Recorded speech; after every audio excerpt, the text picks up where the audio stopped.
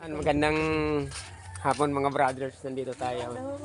Alam niyo po ba ito? Ito yung tinatawag na magic fruit. Yung pagkakumain kayo ng ng ganitong isang bunga, tapos kumain kayo ng maasim. Kahit anong maasim, hindi nawawala ang asim. Kaya nga magic fruit.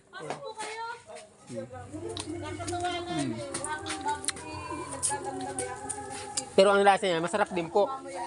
Ano yung lasa niya? Matamis sa maasim-asim. Kasamtaman lang yung asin niya, tapos yung kamis. Ngayon, pag kinakain niyo po, yung dila. Ayun ko sa ilalim, kukunin yun sa ilalim, yung kukunin. Opo, Yun po yun, oh. Ngayon, magtatanim kami kasi ang daming bunga, oh. Ang ganda, ang sarap. Ang sarap niya. tapos kain ka ng kalamansi. Wala pang kalamansi ninyo. Dito sa likod. Kaya kakain tayo ng kalamansi. Papakita ko sa inyo kung gaano kasarap ang kalamansi ngayon.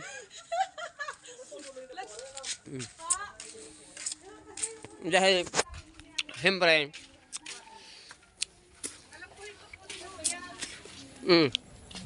parang kalamansi. Yung kalamansi. Alang kalamansi ga, oh. Dami.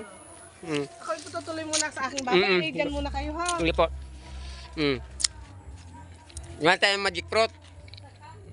Ngayon, ara yung kalamansi. Papatunayan ko sa inyo na na totoo nga, magic nga eh. Kaya meron tayong 4 na kalamansi. Kain natin.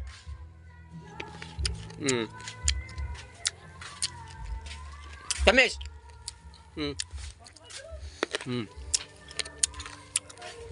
Tamis ang kalamansi. Yung pinakang katas niya matamis.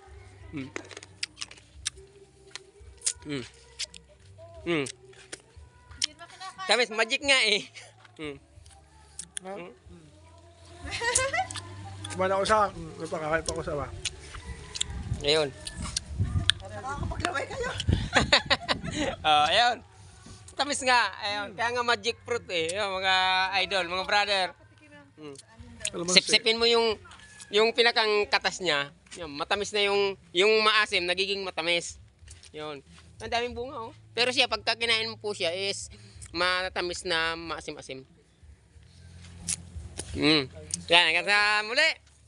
Sana meron kayong natutunan sa amin ngayon. Maraming salamat.